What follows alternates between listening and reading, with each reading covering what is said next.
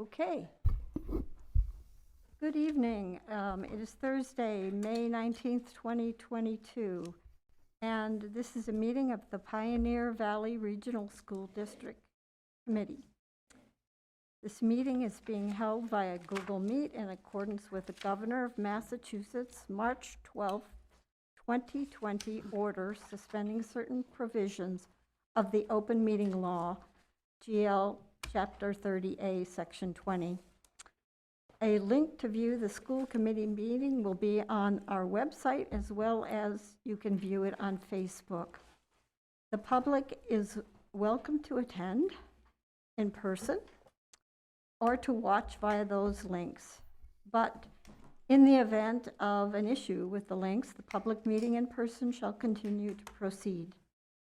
If you'd like to speak virtually, there is an email, citizenscomments@pvrsd.k12.org. Did we have any come in tonight? Any requests to speak that anybody knows of? Joanne didn't inform me of any requests. Okay. All right, so I'm going to call this meeting to order. It is 7:02 p.m. And if we could have a roll call to establish who's here. Melissa Gary, Bernardston, present. Bernardston-Northfield, present. Jeannie Milton, Bernardston, present. Stephanie Winslow, Northfield, present. Karen O'Neill, present. Ellen? Ellen, are you there? Michelle, are you there? Thank you. Michelle, do we have Nathan? Nathan is on, he texted me, he's on his way. Okay, and do we have David? Not yet. Nope. Okay, thank you. What about Jim Bell? Oh, Jim Bell, do we have Jim? No? Okay, so our first order of business. David just joined. Oh, David just joined us. Oh, Nicole is here, good. Okay, thank you. Hi, David. Okay, our first order of business is citizens' comments, and a reminder that we limit you to 3 minutes a person for a total of 20 minutes when there are more than a couple of people here. So do we have anybody who'd like to speak during citizens' comments? No? No. Okay. Thank you. So next we will take up 2 sets of minutes. The first being from April 14th, 2022. Does anyone have any comments or questions, corrections for April 14th? Ellen? Ellen, do you have a question? Yes, number 6, please. Number 6.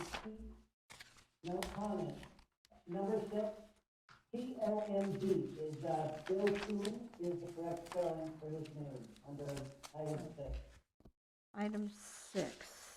Second paragraph under that. Okay, right, 1M in Bill Toom's name. 1O, excuse me. 1O. 1O. And no S. No S. No S. All right. COMB. Okay. Thank you. Is there anything else? I have one. Okay. On page 1, item 4.1, student report. Mm-hmm. On the third line, Marina Duclos, her last name is spelled D-U-C-L-O-S. No Z. No Z. No Z. Okay. Thank you. Thank you. Anything else? Okay. Then may we have a motion? I make a motion to accept the minutes of April 14th as adjusted. Okay. I'll second that. Okay. All right. April 14th. May we have a roll call then? Melissa Gary, yes. Okay. Bernardston, yes. Jeannie Milton, yes. Stephanie Winslow, yes. Karen O'Neill, yes. Ellen? Alan Jennings, Warwick, yes. Michelle? And David? David? You're on mute, David.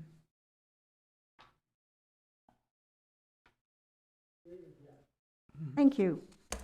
Okay. And we will move on to the minutes of April 21st, 2022. Are there any corrections, additions, deletions to the minutes of the 21st? Jeannie? Do I recall that Robin was actually here? And at that meeting, she said it would be her last meeting? Or was it the one before that? I don't know. Sorry. Yeah, it must have been a meeting that I wasn't Okay, here for all right. because I don't recall it. All right. Okay? All right. I have one. Okay, Melissa? Number 2, citizens' comments Mm-hmm. with Heath Cummings. Yes? I think no lockdown drills, no lock drills. Oh. I think just to add lockdown, Mm-hmm. Lockdown. we just insert the word down. Right. Okay, got it. And number 5, it should say handbook can be updated, it should fit the word can. Under private vehicle policy, is that where you are, number 5? That number 5? Second page, Alan? Yes, I think at the second to the last sentence, just put in the word can, it said that you would update the handbook and, be updated, just put in the word can. Handbook can be updated. All right, got it. Anything else? Okay, may we have a motion to accept these minutes with those corrections and additions? Move to accept the minutes of Okay, April 21st with correction. I'll second that. Rena seconds it again. And we'll have a roll call. Melissa? Melissa Gary, yes. Raina Dastu, yes. Jeannie Milton, yes. Stephanie Winslow, yes. Karen O'Neill, yes. Ellen? Michelle? And David? Thank you all. Okay, the next item on the agenda would be the student report, but I see no student here this evening. Anybody? I have not heard from Ryan. Okay, thank you. And so there will be no chair report tonight because the chair is away at this point. And we will move on then to the superintendent's report. Okay, thank you. The first relates to a document you have in your packet. The heading at the top is from DESE. It's dated April 25, 2022. I think I had spoken about this before, and I wanted to make sure you had the documentation. We recently engaged, as required by the department, in a very thorough, tiered, focused monitoring process, and I am very happy to say that the department found that we are in compliance at this time, and there's no corrective action required. This was in relation to special education and civil rights. This is an accomplishment for the district. So congratulations all around, and thank you in particular to Special Education Administrator Christy Fontaine for her efforts in leading the charge in this area. Okay. Secondly, I want to update the district on our administrative searches. First, the school committee is aware. I am saddened to report that our finalist candidate for the PVRS principalship accepted a position in another district. Bill Chaplin was a finalist in 4 districts. We, along with many others, recognized his superior experience and interpersonal skills. And Megan Damaris, principal at NES, announced the other day that she is stepping down for a return to the classroom. And our Director of Finance and Operations finalist let us know, the committee is aware, that he accepted a position elsewhere. It sounded like a terrific opportunity with flexibility. So here we are with 3 open administrative positions. We will make this work. Here's my thinking right now. I consulted with council and I consulted with colleagues outside the district, including Todd Gazda, former superintendent of Ludlow and current executive director of the Collaborative for Education Services. He runs some of the superintendent roundtables. I have been cultivating some prospects for interim, to serve as interim principal in this building. However, council and Todd agreed that it is worth doing a rebooting of the search for this principalship. So I will be posting tomorrow. And I will frame it as a reopening of the search, not just a reposting, for tentatively 3 weeks. So I will be in communication with the PVRS Principal Search Committee. They are such a good group. We'll give it 3 weeks, and we'll move it along quickly. And if we are not successful, then I will move to look for an interim person. For the NES principal position, and I, along with so many others, thank Principal Damaris for her incredible service. She has led that building to its status as a National Blue Ribbon School recipient.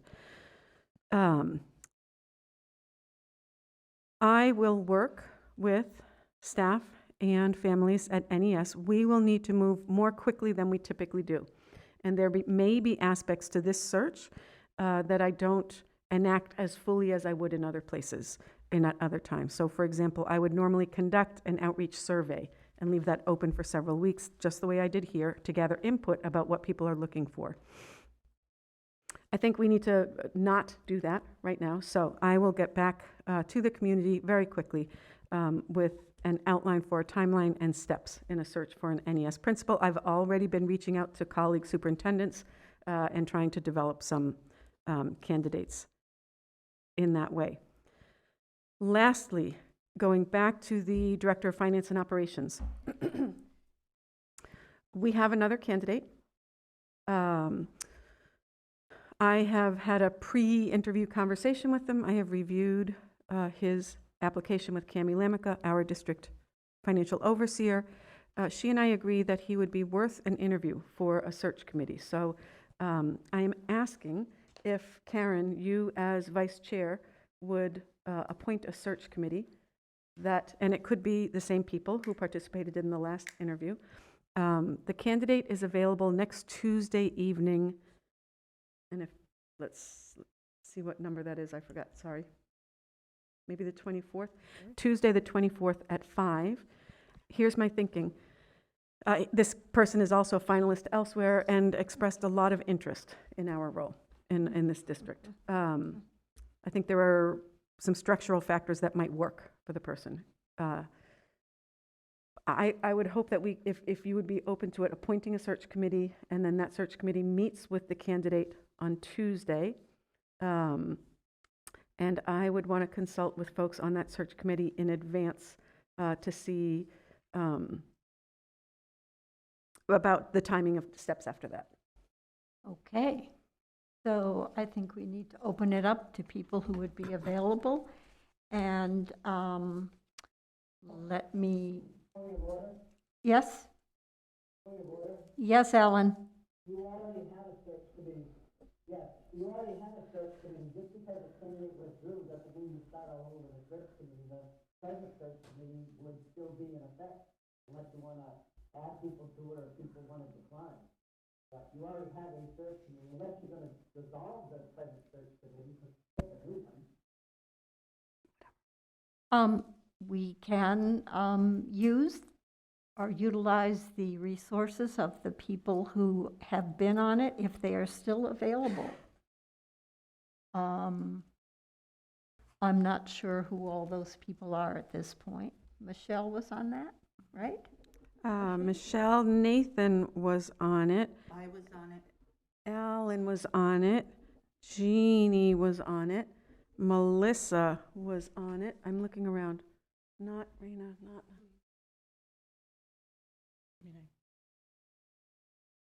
Kind of showed up.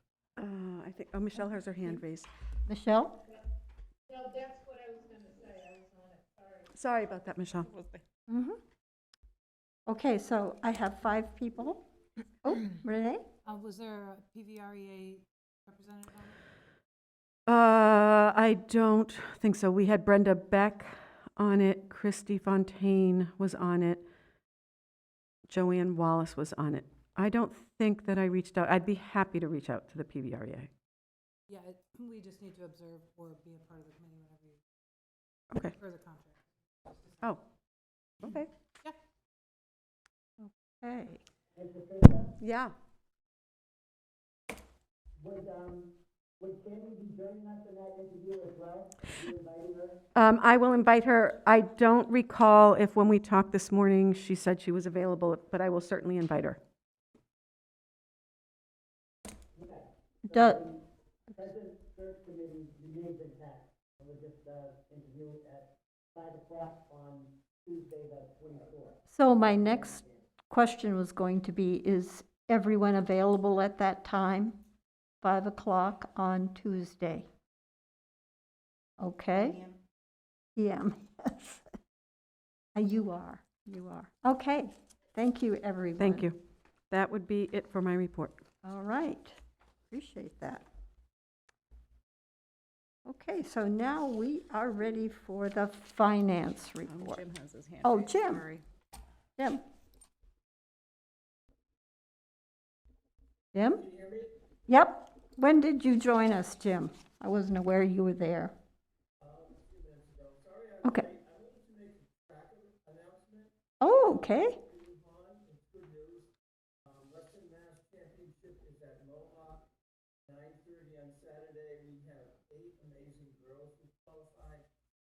1 boy, and 1 boy through birth, Jonathan. Uh-huh. And 8th grader Nina St. Clair is number 1 seed in the 100 meters. Wow, Shout out to the kids. very good. Please congratulate them for us. That's quite an accomplishment. And you too, Jim. Thanks.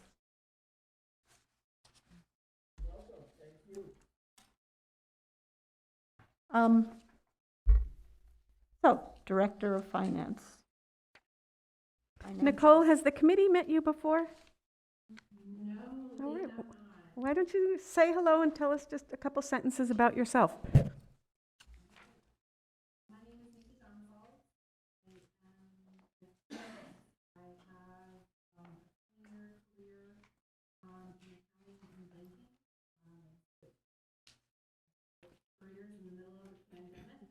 Mm.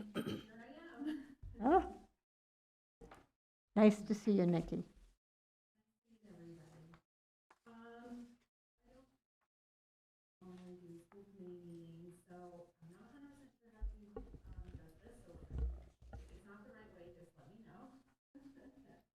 Sure.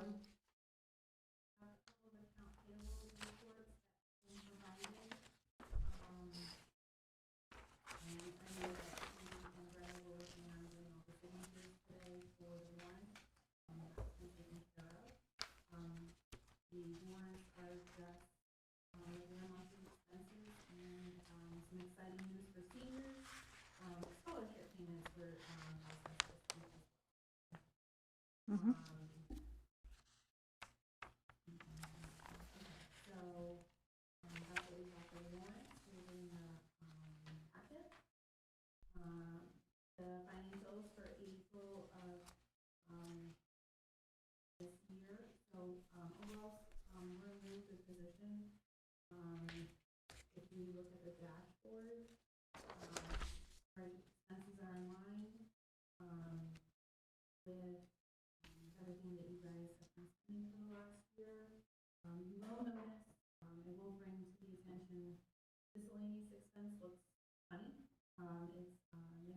Mm.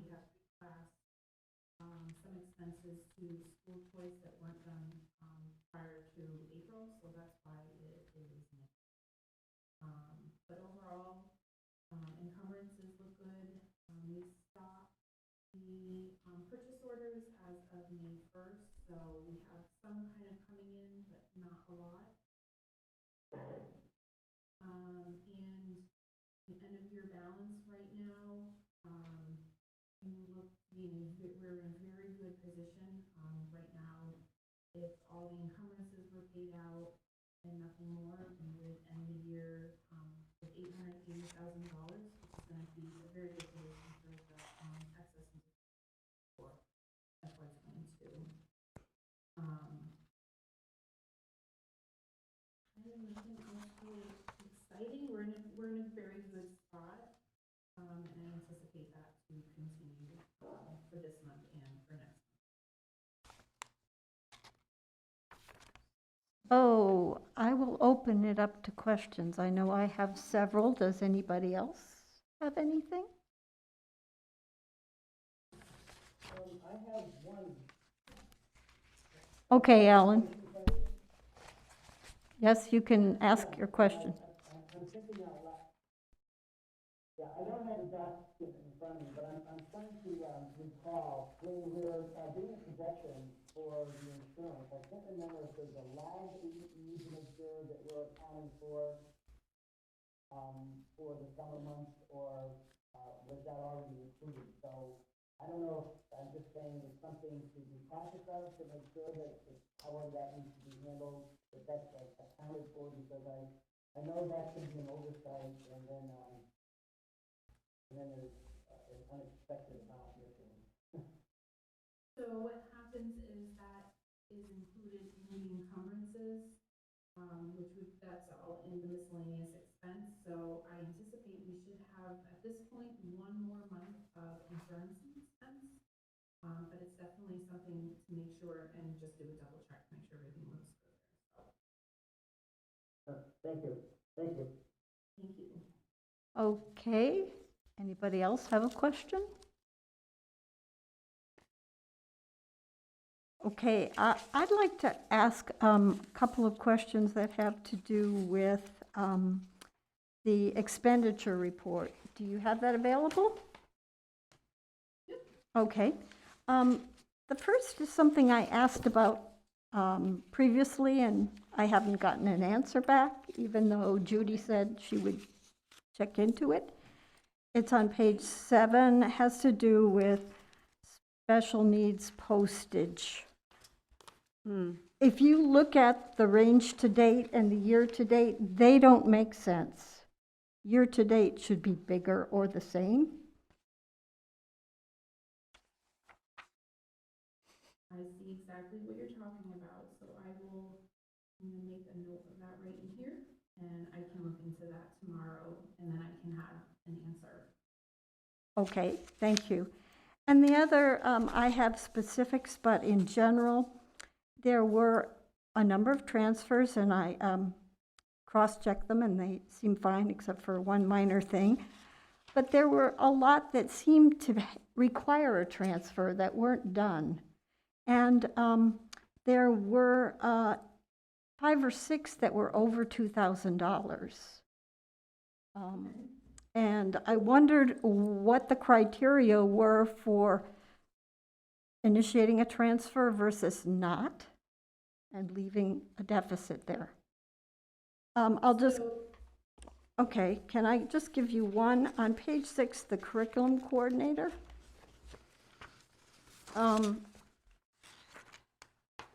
I don't understand why there's a $5,600 shortfall, and because that seems like that should be a contract thing. And I don't understand why there wasn't a transfer made. That's a fairly large amount.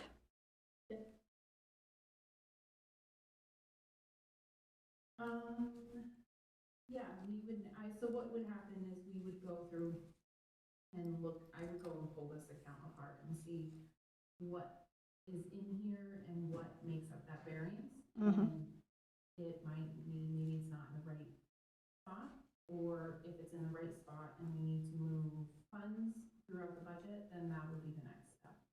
Okay. Should I give you the other places I noticed, or should I email you those things? If you email them to me, Yep. I will take a look at it. So one of the things that I'm going to be is cleaning up, the general ledger in general. So taking care of, negative items, if things need to be. Uh-oh, Oh, we lost you. we lost you. Nikki, we can't hear place you. to get ready to prep for fiscal year end. So, but if you send me specifically the ones that you're looking at, I can make sure that they're reviewed for sure. Okay. All right, thank you very much. Alan has his hand raised. Alan? Karen? Yes, Alan. Alan, go ahead. Karen, can you hear me? I can. Can you hear me? I can hear you. I just maybe a reminder, and Patricia would probably know, but we did do some changes to some contracts. So I'm assuming, and I think we were taking those from other funds. That's or some funds to compensate some people for their additional work. So I'm assuming that we're going to overdraw those, and then there's going to be a transfer from the ESSER or wherever we took that from. I think there were 3 contracts that were affected at one of our recent meetings. So you might want to look there for moving the money into that line item to just so that everything is copacetic. Okay. Yep. Thank you. Thank you. Any other questions or comments? Okay. Were there Right, we any have other to- questions in regards to the financials? Except that I believe we have to vote to approve some of the transfers. Right? Yes. Yes. Okay, so there are 4 of them, it looks like. Transfers to cover elementary substitutes and contracted services, council fees, and employee separation costs. Hello, does anyone, I think someone's talking in the room. I can't hear. Yeah, I can't hear them. Hello? I can hear you, Nicole. Oh, thank you. How about now? Nice Can you hear to us? meet you. Same here. Can you hear us I only now? can hear Nicole. If there's activity going on at the table, I don't hear anything. Oh, Yeah, let me okay. see if I raise my hand, if anyone answers. Can you hear us, Michelle? I see you twice now. Oh, Stephanie hear us said now? she can hear us. Okay, Oh, okay. They're working on it. Okay. We can't hear them. okay. Testing, Nicole, testing, I'm going to keep testing. talking. I'm going to keep talking, and Alan, you tell me if you can hear me. Michelle, you tell me. Jim Bell, can you hear us? David, can you hear us? Nope, can't hear her. Nope. Nicole, you can't hear us? No.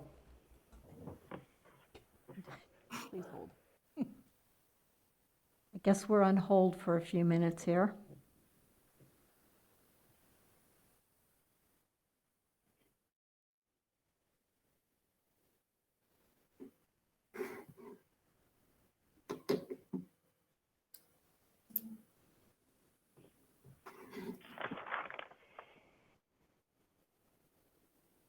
Can you hear us now?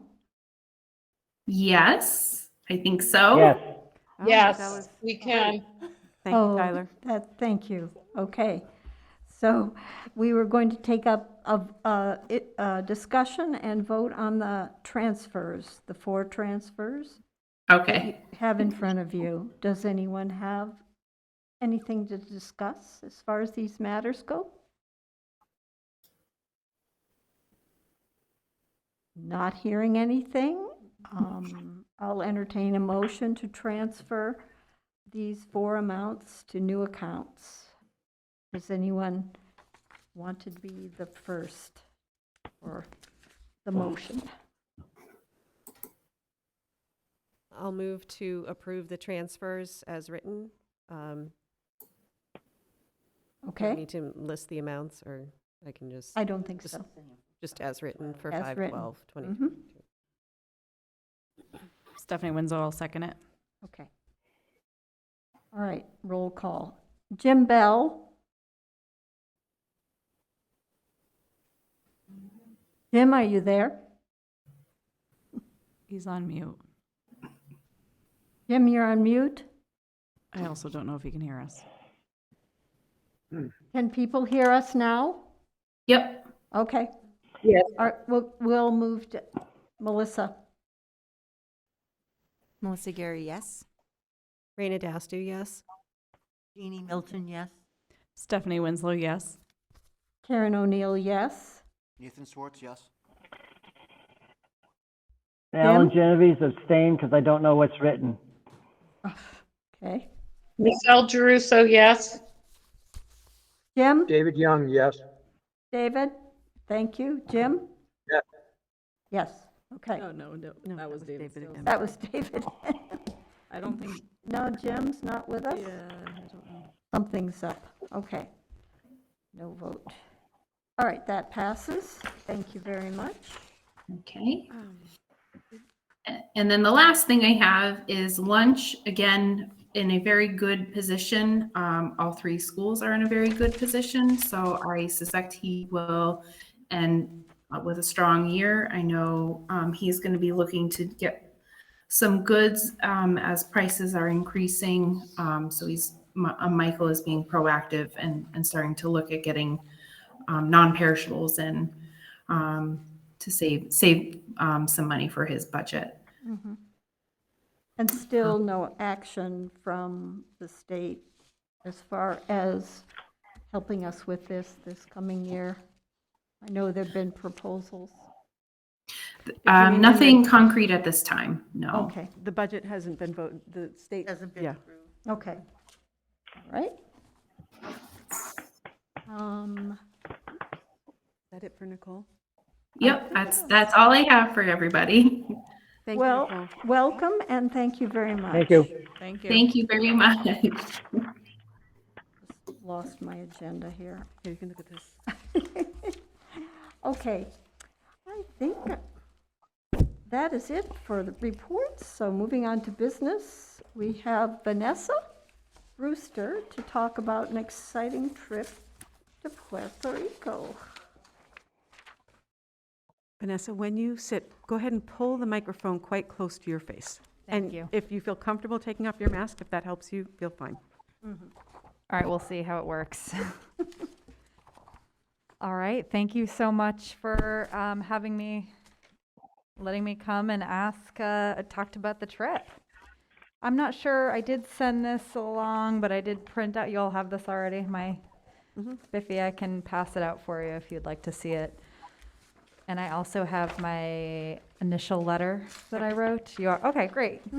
All right, so basically, I can just run through this really quick. I am Vanessa Brewster. I'm the Spanish teacher here at Pioneer. And I would love to take the high school students on a trip to Puerto Rico this year. Or not this year, I'm sorry, 2023, February. I'd love to take them this year too, but I'd love to go to Puerto Rico right away.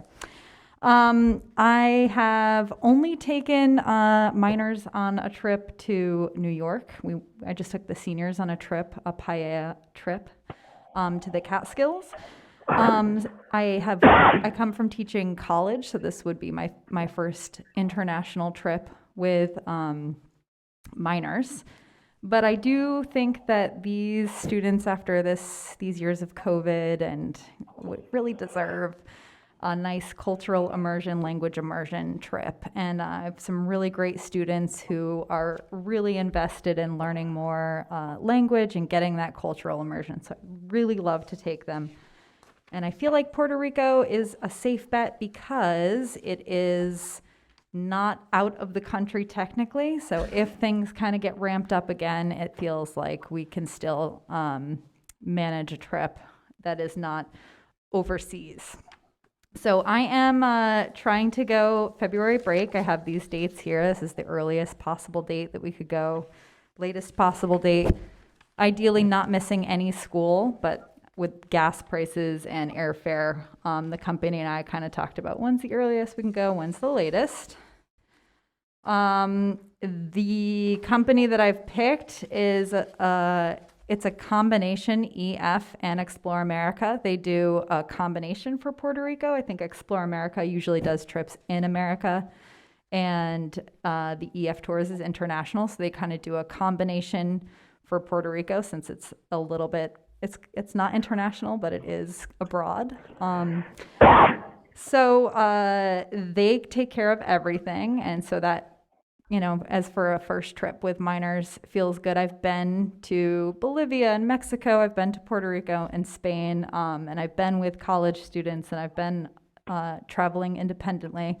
But as far as a first trip with minors, it feels like they have the best, safest, do everything, take care of everything kind of layout. And when I talked about it with the juniors and seniors, we went through a bunch of different companies, and this was the one that they felt most drawn to. They really liked all of everything that they had to offer. So one I forgot to put on here that we have used these companies before. Ariel brought students to Scotland, and in 2008, I'm not sure who the Spanish teacher was, but there was a trip to Mexico using this company as well. And so I just put that together, and they have all of the emergency support and somebody that's kind of guarding the hallways in the hotel room, which I know some parents might be really into. I would love to get 20 students to go on this trip so we could have 2 chaperones. I know that's kind of a stretch for some. I'm not sure how many students that we can get to go. I'd love to aim for 20. And so that we could have 2 chaperones and 20 students. And I do think there is interest, but, you know, I'd love to get fundraising right away, because when we get to the numbers, I think people get a little overwhelmed. I am a little bit of a magic maker with fundraising. I am a singer, and I love to put on shows and concerts, and I do have a lot of great, maybe some of you know Cooper Bullock, who is kind of my right-hand student as far as fundraising. So I feel really confident that we have a lot of energy behind the trip as far as fundraising and making it happen. I am talking really fast because I'm nervous. So You're doing great. okay, baby's first school committee trip. But if I can answer any more questions, or any one question, or if there's anything else that's not clear about my spiffy presentation. Well, I'll open it up for questions or discussion. Yeah, my only question was how you came up with Puerto Rico, and you already answered that. So I think that's. I would love in the future to go to Spain or to Mexico, but Puerto Rico felt really attainable. It's like close by. It's part of the U.S. And also I thought about after the hurricane, it would be really nice to kind of go there. Any monetary funds, like helping out in that way. Yeah, no, that's a great reasoning. I think that's good. And, you know, we live so close to Holyoke, which has the largest population of Puerto Rican people outside of Puerto Rico. So it does kind of bring in the community as well. Okay. Michelle has her hand raised. Michelle? Hi. In your letter, you mentioned that you've been in touch with Turners Falls and Greenfield. Have they responded to you? I did get a response from Turners, and so we've been kind of back and forth, and actually I am it now in our phone tag, so we've been emailing back and forth, and I did, Turners, it seems like that is, that we've been talking a little, and the latest email that I sent was that if I get permission, then we can have a remote information session, and that we would just invite all of the student body of both schools to come and then kind of see who was interested. But Turner's, Greenfield, I reached out to, I called and I emailed, and I have not gotten it. I think they have like I think Greenfield has, they have a trip that they take every year, and they're kind of already in a groove.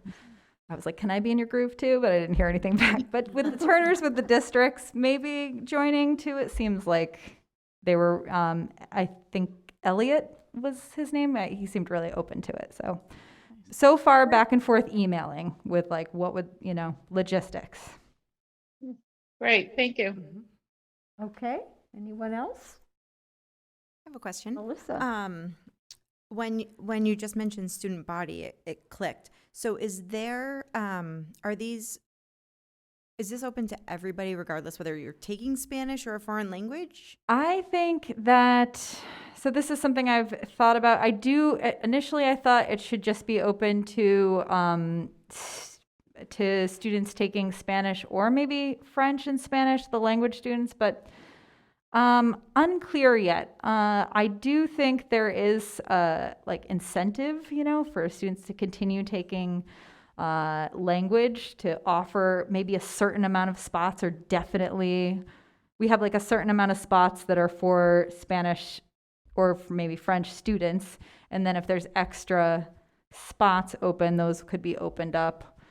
That's what I think. It is a 10-to-1 for chaperones. So I think, if we have 20 open spaces, if 19 students want it, and then we had an open space, or 15 students, then maybe we could open it up for more. I mean, if there was like 40 students that wanted to come, I think we could definitely make that happen. But I haven't quite decided yet if it's open to the whole school, the whole high school, or just foreign language students. There's kind of some pros and cons to both of them. I mean, opening it up to the whole school would possibly get us more. Yeah, so I'm not quite sure. It would, opening it up to the whole school would open it up so that we have more more students, maybe a lower price point. But I also feel like there's some incentive about like having priority go to the seniors and juniors, and so kind of going like that, who are studying foreign language. Sorry, that's not more clear. No, actually, I think that was Yeah. helpful. Okay. Because I came into this thinking this is for Spanish students who are taking the course, so therefore this is the immersion trip. But if it's open to everybody, grades 9 through 12, I think ideally, I think ideally it's not. I think ideally it is for students that are taking Spanish. But I do think there is a little bit of openness to, if students that took Spanish, there's some students that took Spanish 2 or 3 and then they couldn't take 4 for whatever reason. So I think there is probably some wiggle room there. Ideally, it would be for students who are studying the foreign language and have that be the incentive to continue studying the foreign language. Not that they need incentive, but. Right. Okay. Right. Are there hands up? Anyone? I'd just like to say I was impressed when you said the students liked this itinerary, for instance, that there were so many natural areas that you're going to visit. And I think that's wonderful as a biologist. Yeah, I was really surprised too. I kind of offered a handful of different tours, and pretty unanimously throughout the 4 classes that I showed it to, they all gravitated towards the Island of Natural Wonder and wanting to visit the Yunque. And so it seemed like when I said, okay, this is the trip I'm going to pitch, everyone was like, yes. So we need to give our approval if they're going to go ahead and try to raise the funds and set this in motion. Is there any discussion, pro or con, before we take a vote or have a motion and take a vote? Point of order, I think we put a motion on the floor. No.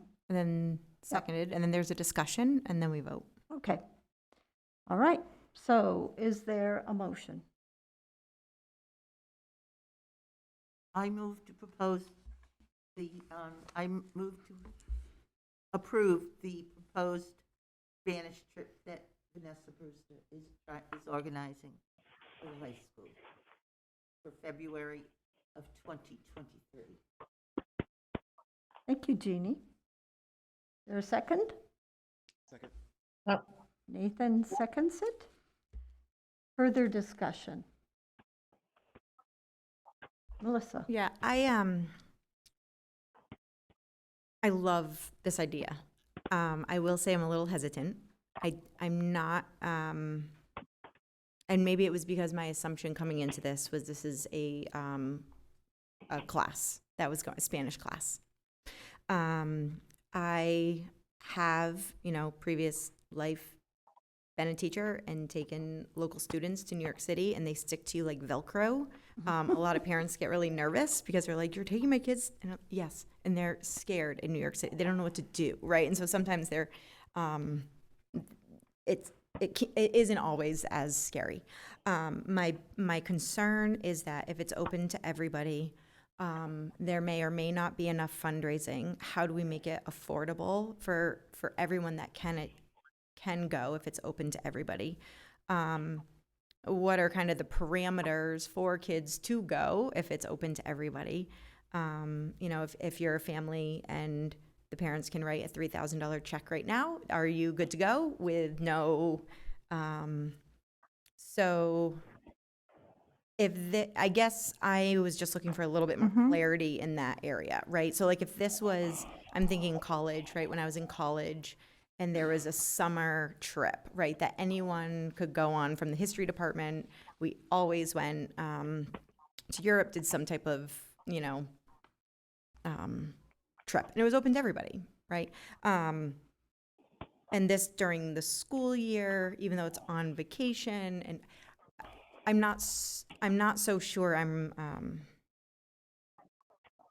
I feel like it's totally determine the parameters of this trip. I feel like ideally, so in my mind, it's we have the 20 student goal.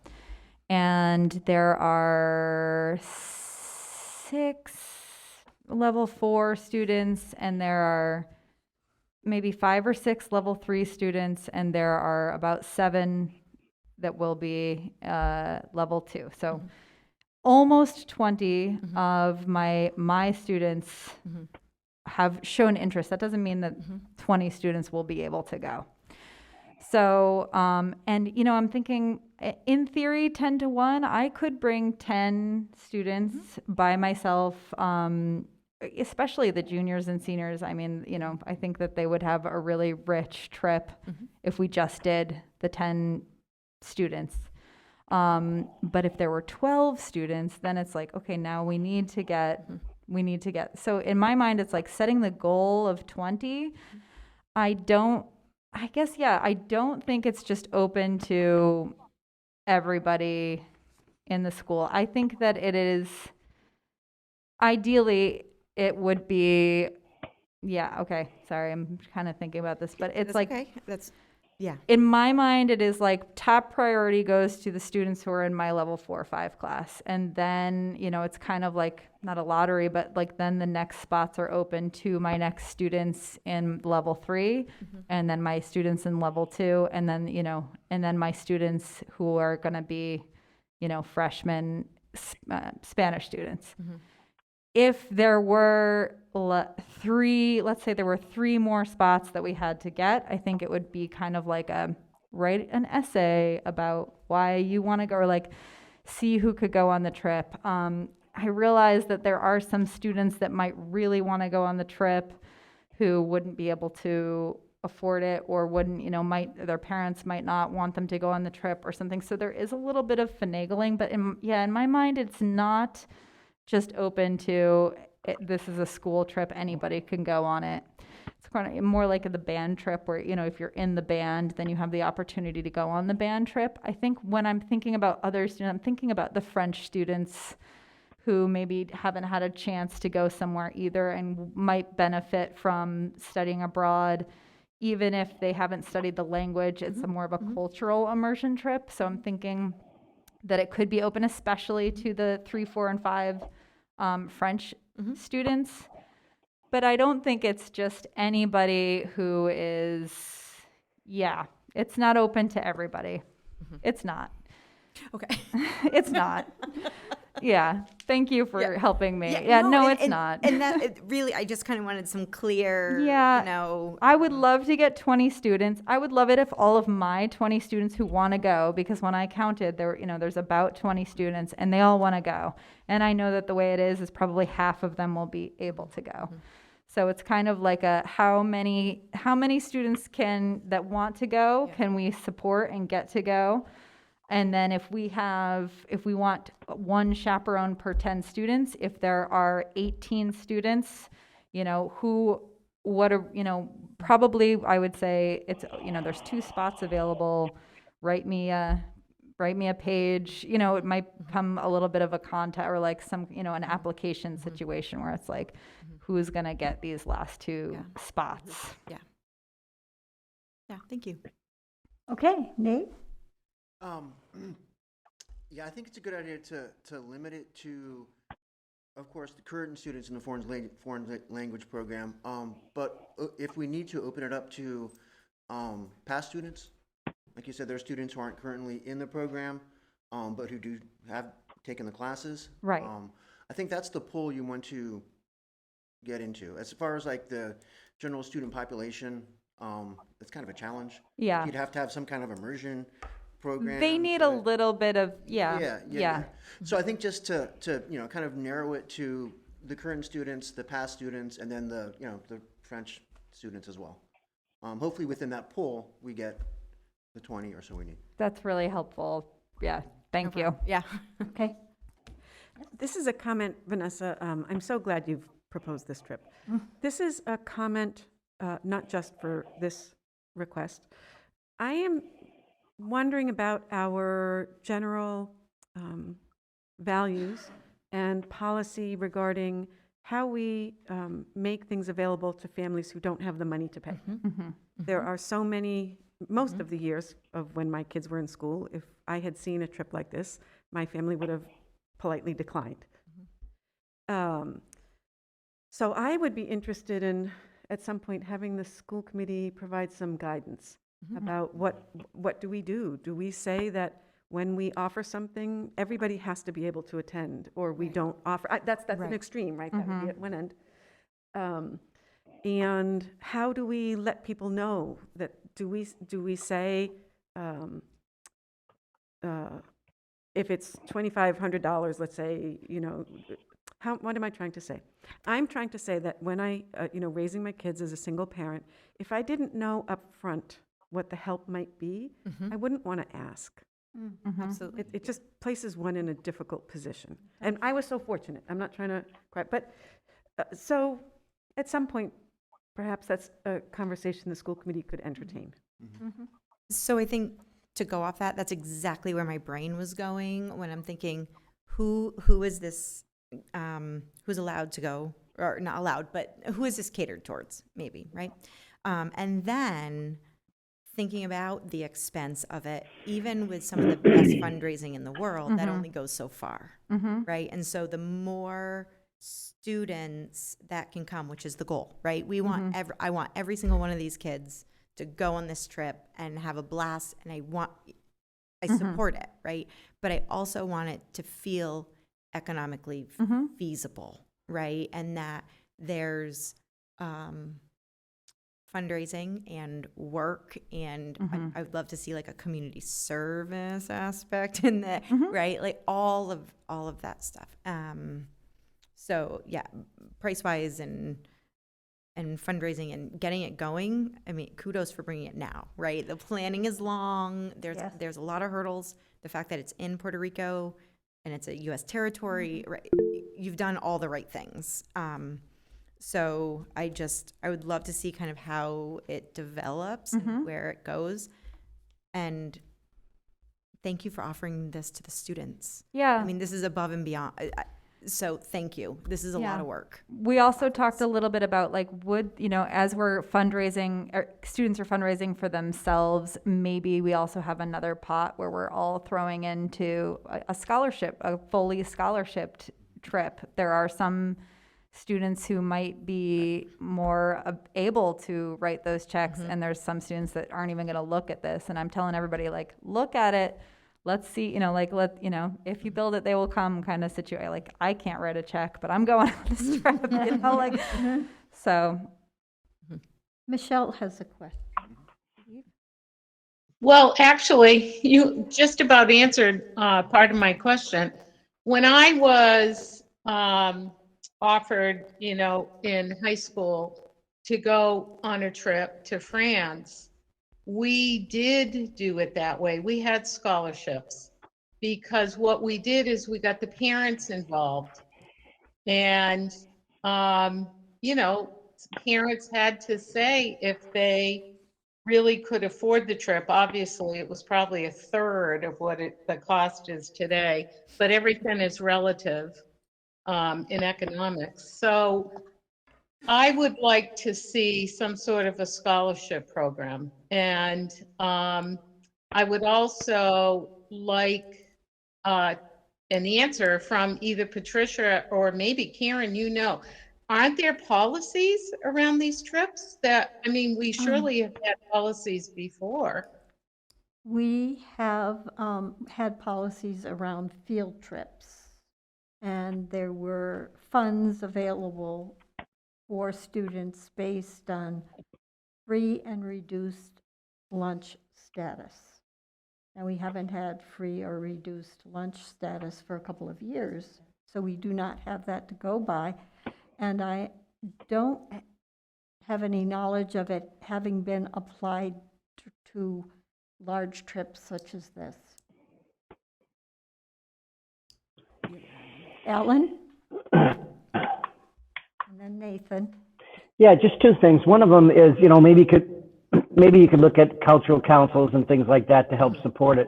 One of the things that would be a fun thing to have follow-up, if Vanessa can give us an update, you know, sometime next year or into the year on how things are going and shaping up. I think that would be helpful to a reminder to all of us what's happening and where we're at. And if there are any other minor issues that have to be worked through, it gives us a chance to support.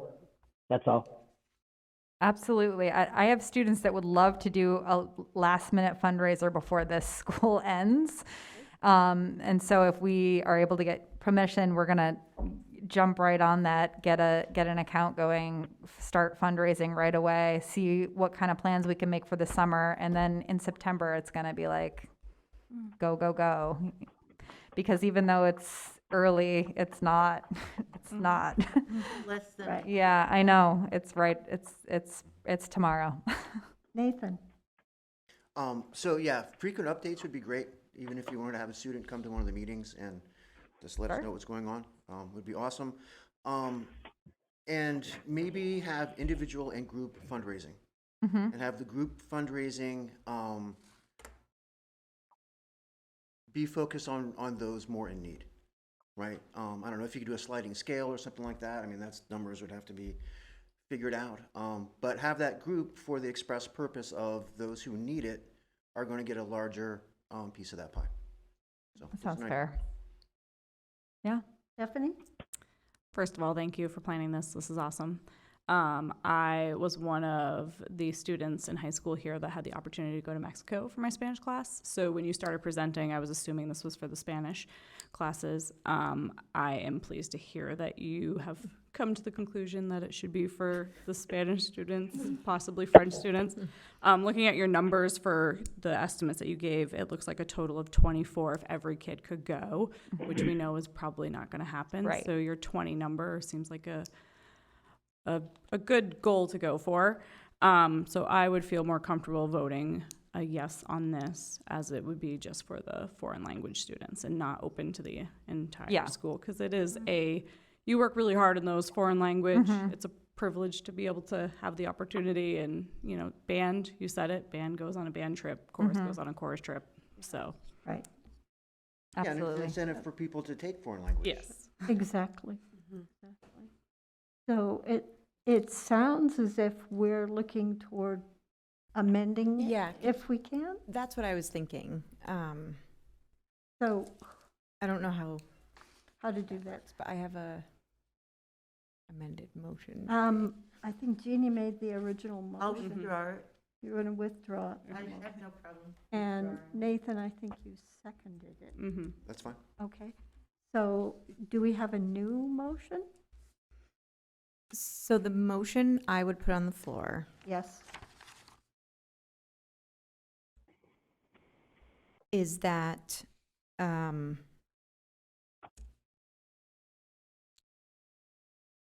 not that it has to be represented, but a plan be written out of clear ideas, benchmarks of fundraising.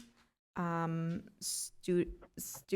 would like to have a plan and a process of who are the intended participants, what are the proposed planned fundraisers, and you don't necessarily need to know, like, we're doing a candy bar fundraiser, but like, what are some fundraiser, right? So the motion on the floor is to ask Ms. Brewster to return at a next meeting to present the plan on how this trip could take place for February break or for the school year of 2022, 2023.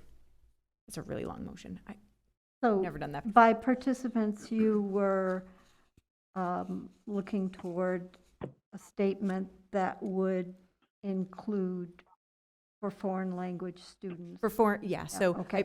yes. So that, Current or Current previous? or past Spanish students, and if You're- language students, Language I think, if she want, yeah. Yeah. I think language students are appropriate. Yep. Oops. So Sorry. let's see if I can clean That that. seems like a, Go ahead, Ellen. Ellen? yeah, that just seems like a very yes, can you hear me? Yep. Yes. Yeah, can you hear me? Yes. All right, so I was trying to follow the motion, and I think there's so many pieces to it. I'm wondering if Melissa, if her motion was to approve the trip to Puerto Rico to include past and present Spanish students, and to follow up with details at a subsequent meeting. That can get them to get started right away. And I think that Vanessa's got a pretty clear idea of what we're looking for, so she could include that when she comes back to give us an update of how things are going. Can I just, can I add something? Yeah. Yes. So the company, they, when we get the okay, they will do the remote pitch, and they will invite all prospective, interested students and their parents to come. And I think that is kind of when we get a clearer idea of who exactly is really interested in the trip. I would like to give the priority to present juniors and seniors, and maybe even the juniors and seniors who took Spanish 3 or 4 in past years, and then open it up to the current level 3s, the current level 2, and so on and so on. I don't know if that makes it more clear or not. I'm, Melissa, thinking about your comments right now and looking again at the request form. The field trip request form has from 15 to 40 students as a possibility. And for how it's paid, how it would be paid for, it says students department and other. And I missed that where it says department because I didn't know that we might be using school funds for this. So I'm wondering if there's some folks who feel like more information is necessary, does there even need to be a motion? One option would be to say the committee has provided some feedback to Vanessa and invite Vanessa to maybe refine the proposal and come back at the next meeting. I don't know if that needs a proposal. Is in a week. Yeah, we would. Okay, would it or be in the early next- June, would or, it be- at the June meeting. That's what I was gonna ask, would it be the next meeting or the first meeting in June? So here, I have a question. Okay. So thank you, Alan, for trying to fix my motion. That's helpful. It didn't get to the core of it that I'm not ready to vote yes on this without a more solid plan. I'm curious if you need either a vote or just a blessing to invite the company to come in and give a presentation to see what the feeling is, and then you come back and say, listen, we had these many people show up to this presentation, this is the plan, these are the ideas, I don't know if that would be in the wrong order, or if we should just say, this has given us a lot of good information, and I think it provided you with some things to maybe tweak. If you could come back. So whether I do a motion or not, it doesn't matter. We might want to say that we make a motion to encourage Vanessa to continue to pursue. This is Yeah. just giving her Yeah. permission that, please, more information, but I think she's looking for either a yes or a no Okay. from us, rather than just Yes. leaving it up in the air. I would And- love, oh, sorry, go ahead. And I would, my consideration is to make a motion that would encourage you to continue to pursue a field trip for cultural diversification for your Spanish students to go to Puerto Rico in February of 2023. Is that what you were looking for? Yeah, Vanessa? I'm just trying to so get a- absolutely. I would love to get a go-ahead to do some fundraising before the year ends. And I would love a go-ahead to have the company do their pitch to the students and to the parents, because without that element, it's a little bit hard to really understand because students all day can say, yes, I want to go, yes, I want to go. We all want to go, but like, That you know. would give you a good understanding of maybe of what parents are committed to helping with the fundraising, because if you don't have parents helping, it's going to be extremely difficult. Exactly. So who's interested, even preliminarily interested, who's, how many are we looking at? And then I can have a more clear plans of, exactly how it's going to look. I will say, my last employer, I was at a different school, and one year there was about 40 Spanish students who went with various teachers and chaperones to Mexico. But they were also very involved in community service while they were there. And it went very well without problems, so it can be done. Yeah. Oh, yeah. Yeah. And as far as on the sheet, when it says department, for me, I was looking at a Spanish club.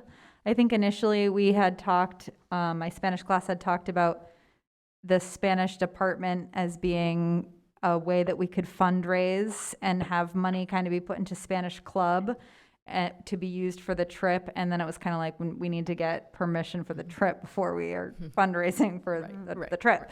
Yeah. So that kind of was maybe an initial draft that I sent in, thinking like, okay, the Spanish department funds we could use.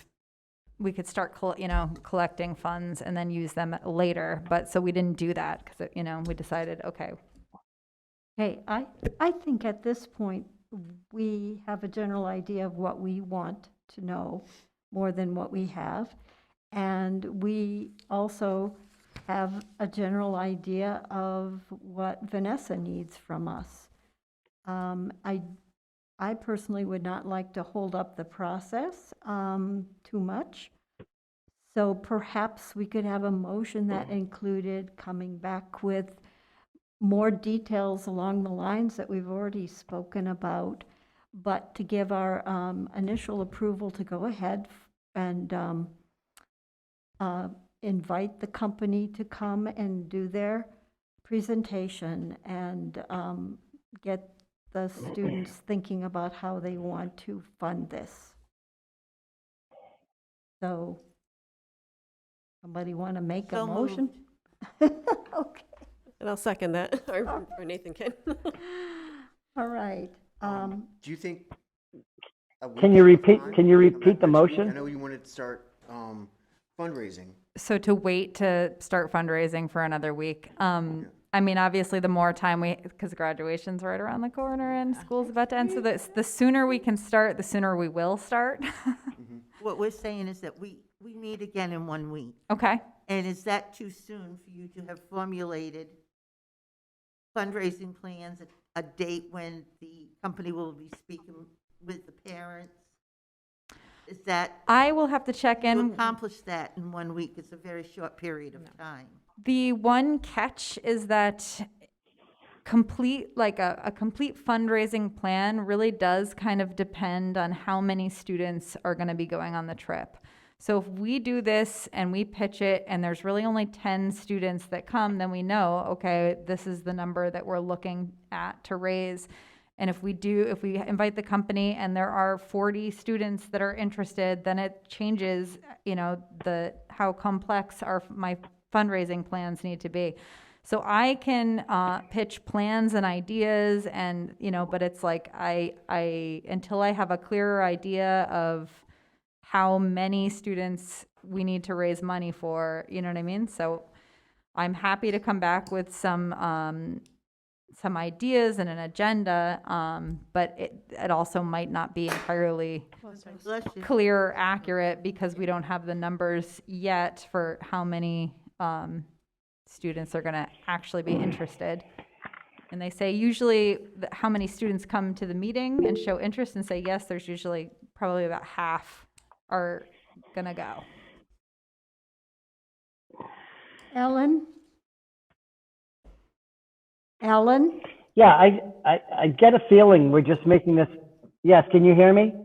Yeah. Yes. I'm feeling we're making this more complicated than it has to be. Right, right. That we know we want to report back, and we know this is a work in progress. So it seems to Right. me a simple motion of approving the trip as presented, with the for past and present foreign language students, with the understanding that there'll be more information and updates provided to the committee as this evolves. That is a nice, simple motion, and she can get started, and we can be looking for information that people have expressed a need to have. I'm happy to update you Okay. all the time. Are we taking that? We already as have a motion. from- That's a motion. Is that a motion, Ellen? We already have a motion on the floor. Oh, You put a motion on the floor already. I did. I didn't hear a second to that motion, so. You didn't. It was. Okay, Alan- there was a second. What was the There was a motion? second. There was a second, and then Alan asked for clarification Mhm. at the same time as it was just A delay with delay. Yeah, it wasn't intent. So Alan was asking for clarification of the motion. Okay. So the motion is that we will approve this tonight with the understanding that there will be some plan presented for fundraising, and with the understanding that this is for foreign language students, Past and present. past and present, yes. Past and present. Yes. Second. Okay. We ready for a vote then? We'll start with Melissa. Due to the motion, I will say no. Melissa Gary, no. Okay. Raina? Dastu, yes. Yes. Jeannie Milton, yes. Stephanie Winslow, yes. Karen Nathan Swartz, yes. Okay. Karen O'Neill, yes. Ellen? Alan Genovese, yes. Michelle Yes. Caruso, yes. David Young, yes. Okay. And Jim Top. Jim Bell? Jim Bell, yes. Thank you. Nice. Thank you. Thank you so much. Thank you. And we hope to hear from you perhaps in June Absolutely. with a bigger plan and preliminary interest. Okay? Great. Thank you very much. Yep. Thank you for having me. Thank you. Of course. All right. Okay, here we go. All right, so the next item on the agenda is Superintendent Evaluation. I hope you all have had a chance to look at the documents. And I hope you don't mind if I take maybe 10 minutes to go over the process with you. We have at least one person who has not been through the superintendent evaluation in the past, and so bear with me. So as school committee members, one of our responsibilities that's been granted to us by the voters of the district is an annual evaluation of the superintendent. We are the governing body of the school district. The superintendent is the primary manager of the district. As such, she is focused on how is the word, how to reach mutually agreed upon goals, and she's reporting to us again tonight on her progress. We, in turn, have the job of focusing on outcomes, and we played an earlier role in addressing why certain goals are a good fit for this district at this time. It's my high hope that in this particular evaluation, all of us will participate. That has not always been the case in the past, and that's been a bit disappointing, but we'll hope that we get 100% participation this time. So what I'd like to do is to go over the documents with you, and there will be one or two minor corrections that have to do with numbers as we go through. The three, yes, I have a question. yeah, At the bottom of the instruction, the first page, yes, is that your cell phone number? yes, it is. Thank you. Okay, all the materials that you need are in the packet. There should be 3 items. The first is the end of cycle summative evaluation. It says Appendix C at the beginning of it. I would like you to renumber the pages, if you would, because page numbers are referred to in the instructions on the form, and they do not match the page numbers at the bottom, okay? So starting with page 2 of the end of cycle summative evaluation report, please make page 2 into page 1 and then number from there. So you will end up with 7 different pages. And page 2 is on the back of the first? Yes, it is. Okay.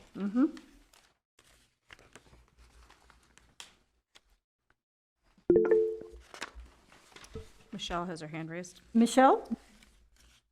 Karen, Yes. do you know if this was included in, the whole thing was included in our packet online? I don't see it all.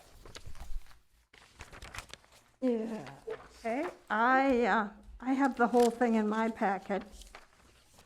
Oh, wait a minute. No, I don't see. I have two attachments. And one is 1 page and one is 3 pages.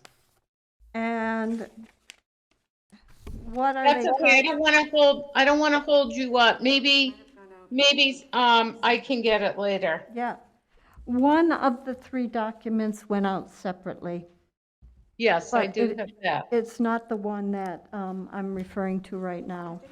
Correct. Yeah, I'm trying to follow. Okay. And we do have packets here if people would rather pick up the materials here, because they have some color coding on them that might help you. Okay? Please mail mine. Thank you. Mail yours? Yes, please. Yep. All right. Or Alan, I could bring one, a copy of the packet up to you? That'd be great. If Okay. yeah, if Okay. it has everything in it today, that'd be Yep. great. Thank you. Yep. Thank you, Nate. Yeah, you bet. Nathan. Okay. So, did everybody understand to, That this Appendix C was in the email that Joanne sent out with all of the meeting materials. yeah. Yes, it was. So, is everybody clear on how to renumber those pages? That was Yep. just Yes. that first group. Yes, that first group, and then all the instructions will be correct that are on this form and also the directions that I gave you. Okay? All right? So, the second document you have is entitled the Draft Indicator Rubric, and the third one you have is the one that came from Patricia, which are her goals and her progress toward those goals. Okay? Everybody's got those three? Yep. Okay. So the first thing that you do is on step 1 of your evaluation, again, we're back to that first document, is that you are assessing on the superintendent's goals. Okay? And you have a rubric for that. And you have her goals, and you use those two things to evaluate on step 1, okay? And it's simply check one of the boxes for each of them. The professional practice goals, the student learning goals, and the district improvement goals. Now, I'd like to let the superintendent talk about the fact that some of these goals were meant to be longer-term goals than just up until this point. And that is why some of them are not yet totally finished. That is a very generous interpretation, Vice Chair O'Neill. They were intended to be one-year goals, and you can see I color-coded them, so the part of the goal, so I'm talking about this document that has a lot of green and purple. I have not been able to accomplish as much on these goals, on some of them, as I would have hoped. So what is green has had some action.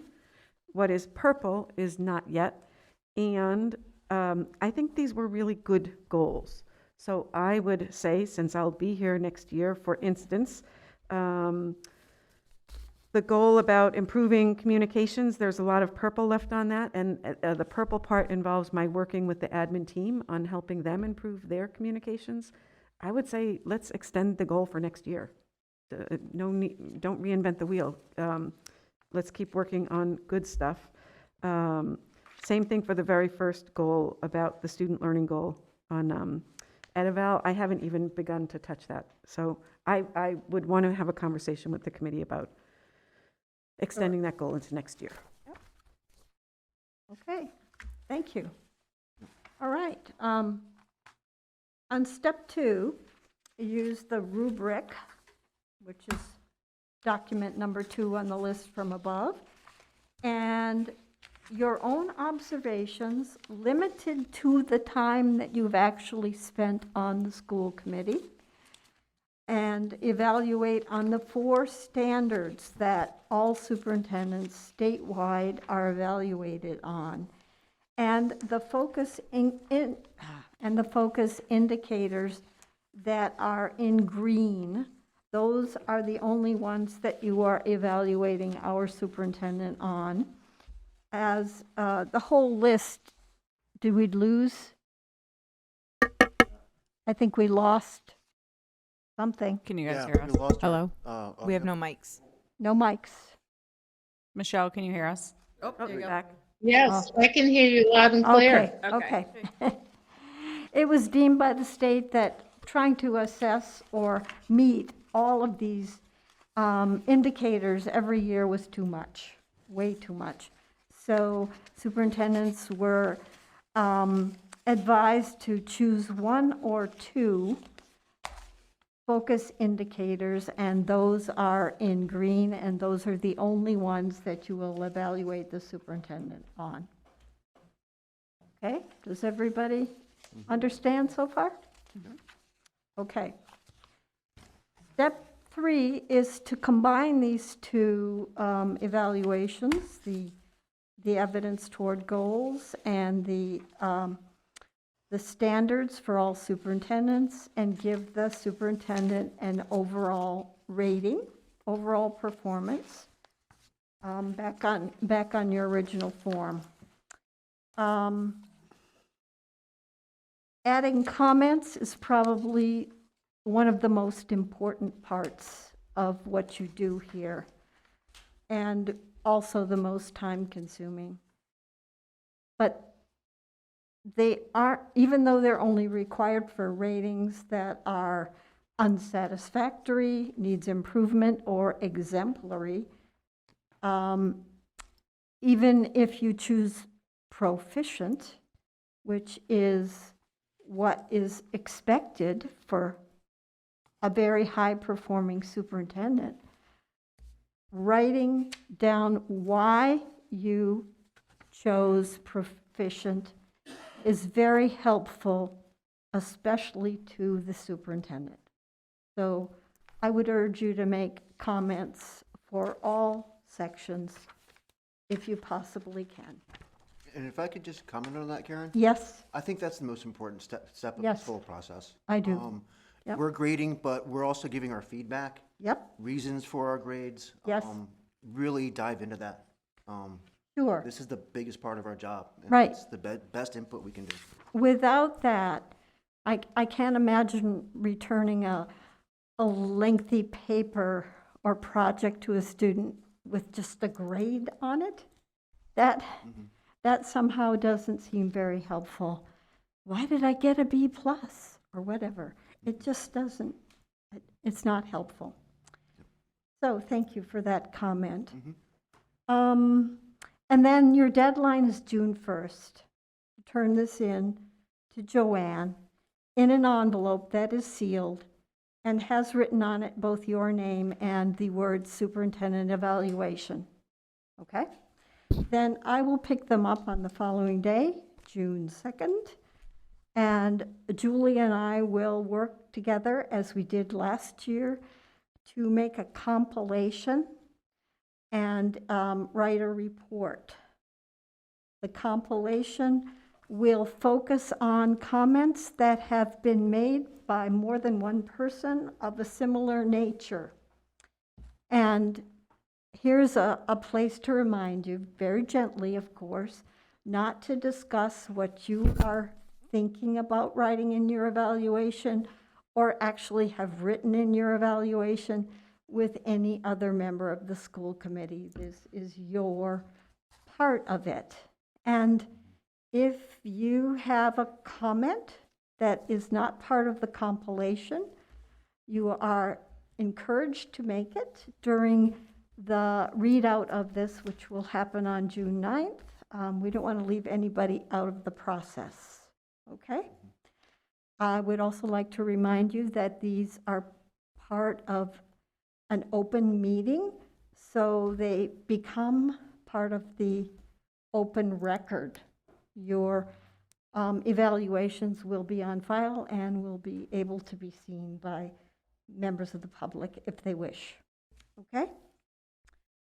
So let's remember the purpose of an evaluation.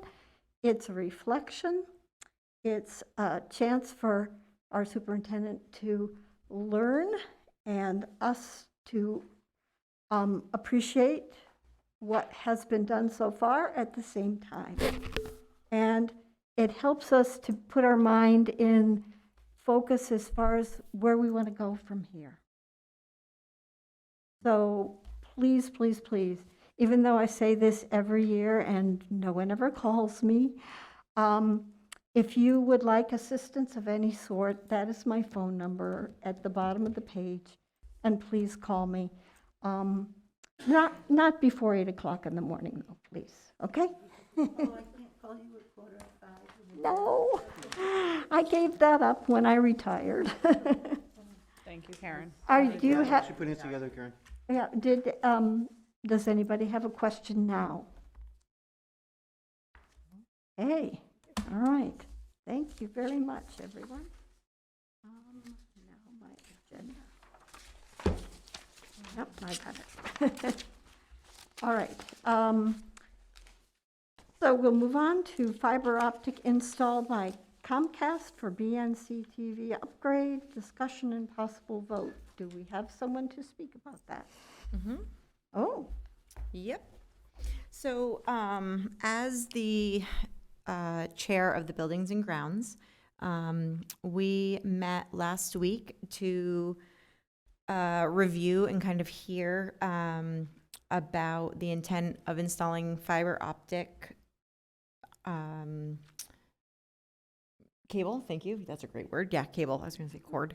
Fiber optic cable into the high school, into Pioneer.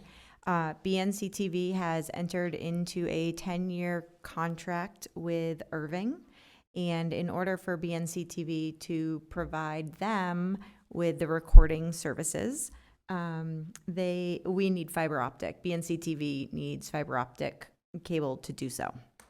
So we heard a presentation. Otis and who is the operation director, station manager, and Chris Fontaine, who is head of technology here for the district, came and spoke and said really they just need the full committee's blessing to have Comcast come on to the property and install the fiber optic cable into the second floor headroom where all of the technology is. There is zero cost to the district. The cable will run underground. It's actually ready and coiled by Comcast, and they are just ready. The conduit's underground, it's all. Yeah, the conduit's underground. Yep. And then it will be here for BNC TV. So just as a reminder, they are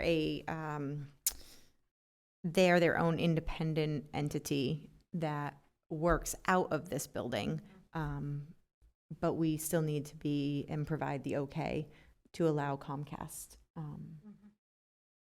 to come onto the property and install that fiber optic cable. And if I can add, I believe the plan is to have the work done when students are not in the building, so it won't be during the school day. And Possibly during, when it's out for the summer? yeah, it's either after hours or. Yeah, they were talking that it would be minimal disruption, if anything. This has been kind of on the agenda for weeks now. So yeah, there's when they install it, it will be minimal disruption if they have to do it during the school day. But we did make that note. Okay. David has his hand up. David? Was there any discussion of using the MBI middle mile, which was installed to all schools and public buildings at considerable taxpayer expense already? I mean, I understand that Bernardston-Northfield TV is public access TV and part of the cable license holder. But I believe Pioneer already gets this internet through. So I don't understand the need for this facility, except it's kind of like everybody, like mobile companies, they want you to stay on their own network. It doesn't matter if you can see a tower there, they want to put their own in. I think that as a public entity, we ought to be leaning toward the MBI middle mile.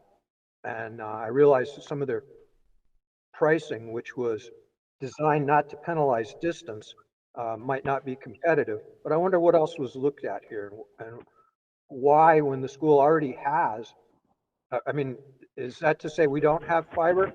We have fiber from MBI that's not used, and we have cable from the cable company, and are we going to get an upgrade out of this too, or is it just to expand the franchise to Irving? That's a great question, David. That was my first thought was, okay, if we're installing fiber optic, how can that help us? Do we need fiber optic? And what Otis explained is that BNCTV still operates on an analog distribution of video and their production. And so when they entered into the agreement with Irving's system needs the fiber optic cable. And so Irving has paid for everything. has nothing to do necessarily with our district. We're just the building in which BNCTV operates in. And so the fiber optic is solely for the use of BNCTV to produce video for Irving on a fiber optic base. There is hope, and there has been some negotiations talked about with Bernardston and Northfield about updating from their analog system to the fiber optic, and some other possibilities out there. There were some conversations of other local communities that might be interested in BNCTV services also, and fiber optic is just something they need as a company or as a nonprofit to continue to provide modern video. That's the best I got for you.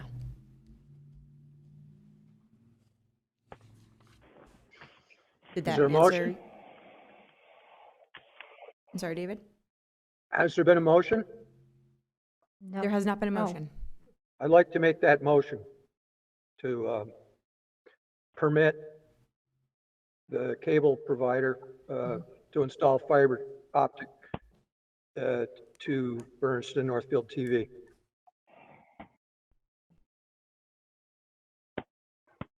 I'll second it, Stephanie Winslow.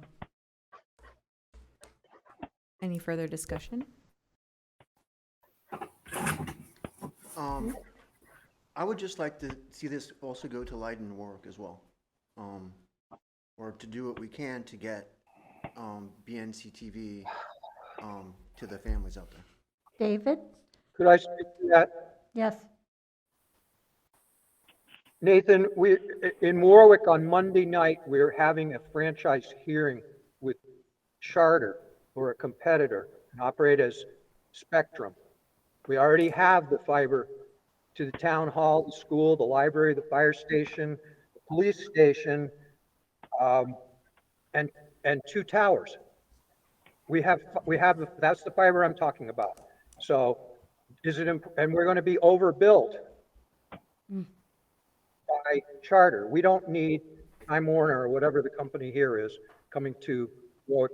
I can't speak for Leiden, but Leiden has a fiber system now. Yes, I I can understand. speak to that. So this Leiden is does. something that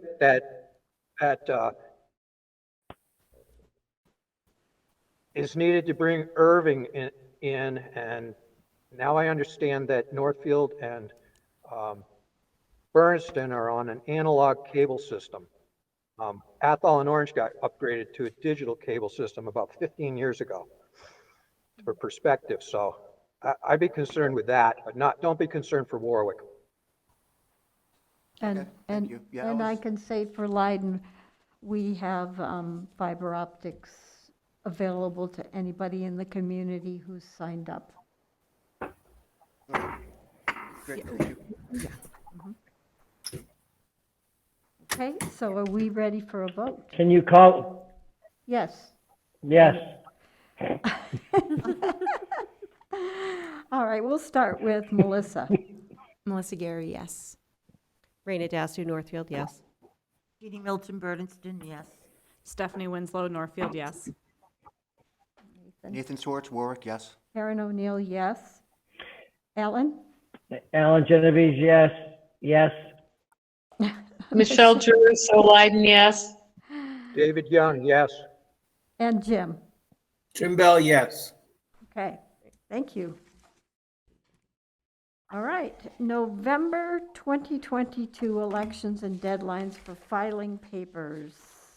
Okay, we want to make sure folks have what they need moving into, not yet, but when we move into election season. So you have a memo in your packets. It was sent out electronically. This is a version of something Joanna sent in the past. What we have done this time around is on the electronic version, linked you directly to the state's brochure. And in your packet, you have this brochure that has information about nominations. I want to point out, thanks to our Director of Technology, Chris Fontaine, who has renegotiated some of our copy machines leases.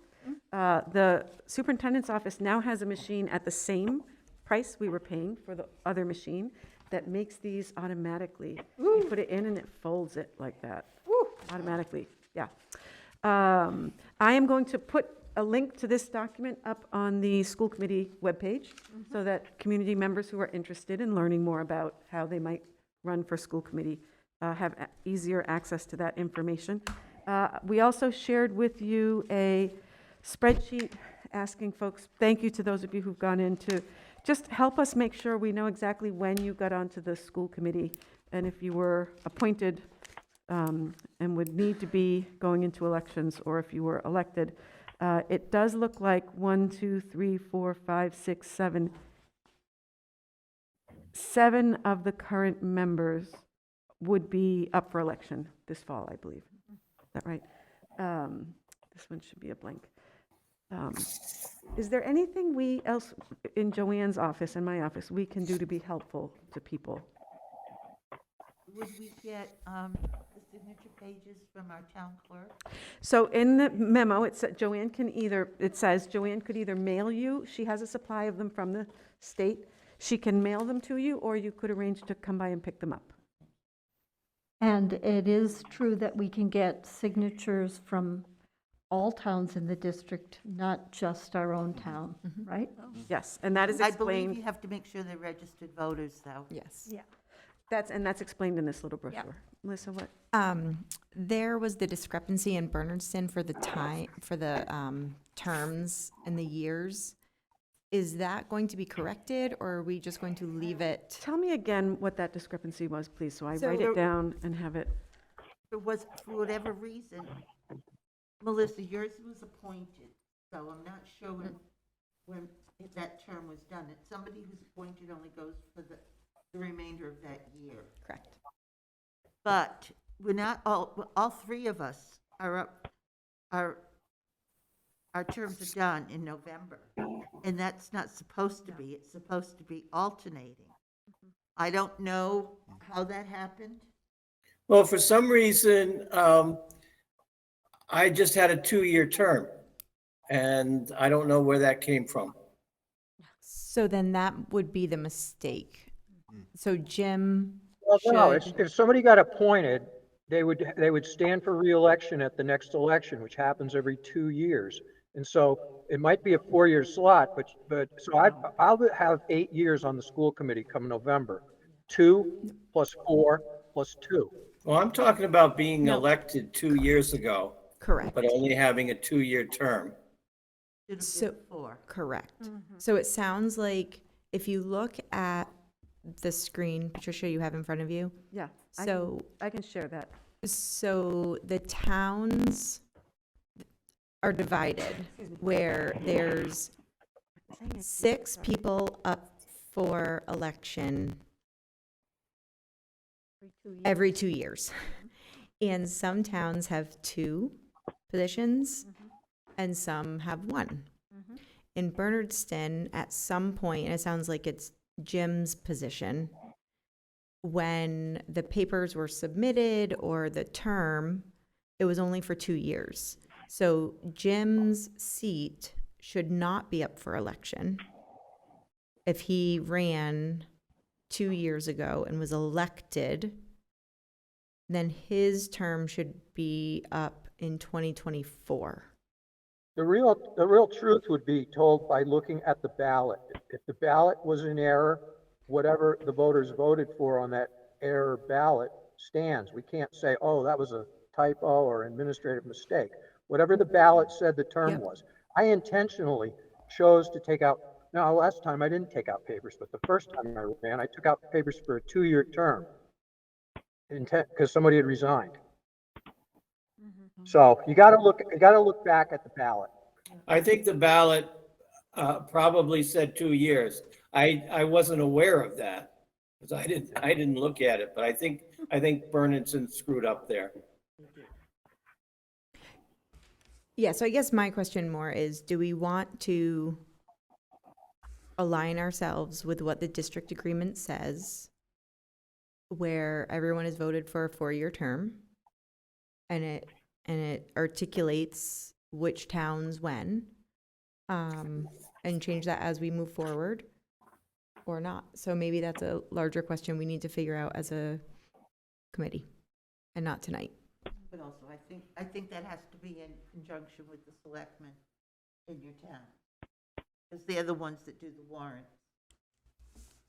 No, this is on a federal election. The selectmen have not a thing to do with it. Thank you very much. Then who does, David? Our district agreement. The Secretary of State's office. And I would further point out that you can get signatures in 4 towns, but you need a separate nominating paper because the town clerk and the registrars of voters have to certify the signatures and submit them to the state. So if you want to collect, and you should, collect signatures in all towns, you need separate sheets with the town's name on it. For each town, yeah, that makes sense.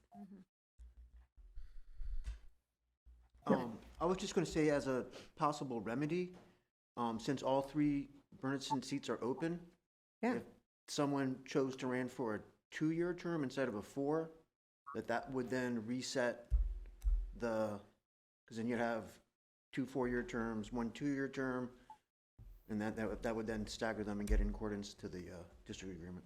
Yeah, Just point it out there. Yeah, no, totally. My question was, are we going to align ourselves with what policy and district agreement says, or are we, so that was my only question. Mm-hmm. Yeah, and how we remedy it.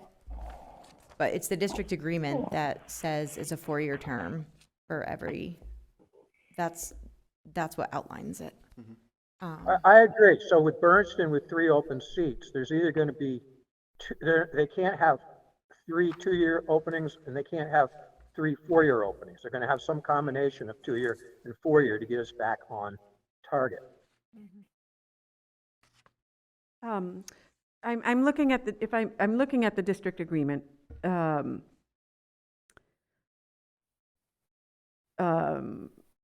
Under elections, there is a sentence that says it describes the first election upon the organization of the regional district, and then it says subsequent annual elections will be for terms of 4 years only, except in cases, which is what folks are saying. So I believe that means there is not the option under the existing district agreement for the committee to suggest that someone run for something other than a 4-year term.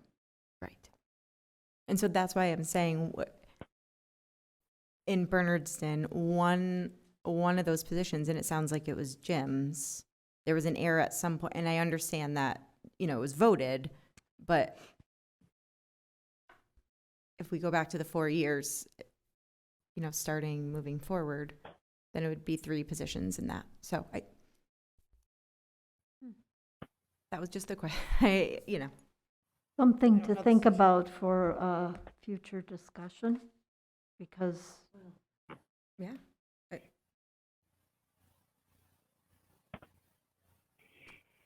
Yeah. So this was from my office's perspective, an informational point. Yep. Thank you. Is there any unanticipated business? No. No. Let's move on to subcommittee reports, negotiations. So the negotiations subcommittee has been meeting with both the teachers union and the service personnel, and we're making progress, moving forward. Hopefully we'll have some resolution soon. Okay. Building and grounds. Okay, so fiber optics.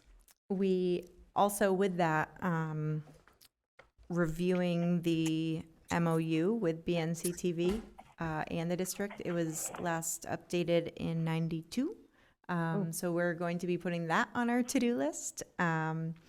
We also reviewed there's a bathroom project that is happening at Northfield Elementary School. Information will be coming soon about that. We'll need to move forward. Yep. And review that process. We received clarification about the pesticide treatment, and we will be working with updating the indoor and outdoor pesticide treatments with Gretchen and updating those documents. We spent some time and started to put some notes there. So there hasn't been a lot of documentation or stuff that we can actually put our hands on when it comes to buildings and grounds. So we're starting to really put everything together in a central area to document everything. And then the other, other item that we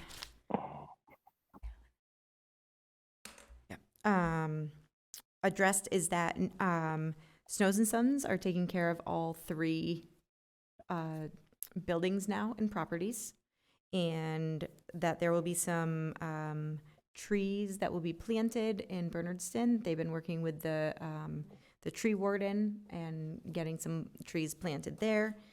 And then the other, it's just, that's the biggest stuff, I guess. Alan has his hand up. Alan? Yeah, I'm just curious, Melissa, are you, will your subcommittee be involved with looking at the initiative that Patricia's doing for a review of the facilities and the study that's being done? Will you be having your review of that as that's moving forward? Yeah, I would understand that that would be under our purview. Yes. Okay. Okay, thank you. Curriculum and personnel, that would be me. We had a meeting scheduled for the next week on the 26th, but that has been canceled because we were going to have a presentation about the ELA program and how that has worked this year, but now that is going to be for the full committee. Okay? Budget subcommittee? Well, we have a budget, so we have not met, but I am sure that we will be meeting after the first of the year, much sooner, after the fiscal year, July 1st. We will start much sooner on the budget for FY 24 than we did this year. Okay, thank you very much, Michelle. Alan? Yeah, and Michelle, as you're doing that and pre-planning, if you could also include looking at, the projections of, the state aid and, the impact of, we're doing a budget from year to year, and we really need to start looking on what the impact is that going to be over the next couple of years. So you might want to be thinking of what would a 2 or 3 year budget look like as you project out. So it's just something to keep in mind. Okay, thank you. And also let's keep in mind that our meeting is due to end in 4 minutes. I'll report on the policy subcommittee. We have not met, but we are looking toward next month to provide you with our draft finished policy manual for, Also known as summer reading. yes, summer reading. So that'll be coming up. District agreement. Michelle? Yep, we had 2 3-hour sessions in April 8th and April 20, oh shoot, my papers, April 21st.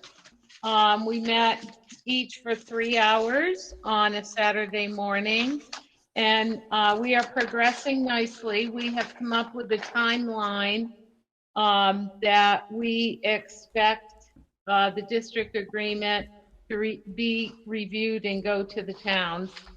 And I believe we have sent some things to our lawyers. I'm not sure if Patricia's had a chance to do that or not. Michelle, that hasn't gone out yet. Sorry? It has not gone out yet. Okay, you've been very busy. I totally understand. Okay. And I might as well give the Warwick transition update. We are meeting this Saturday again for another 3-hour session. We are progressing very nicely, and you heard the update, the collaborative update at our last meeting in the Mhm.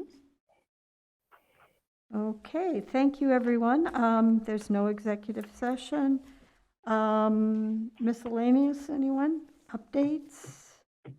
For good and welfare, I would like to also thank the people involved in the tiered focused monitoring project.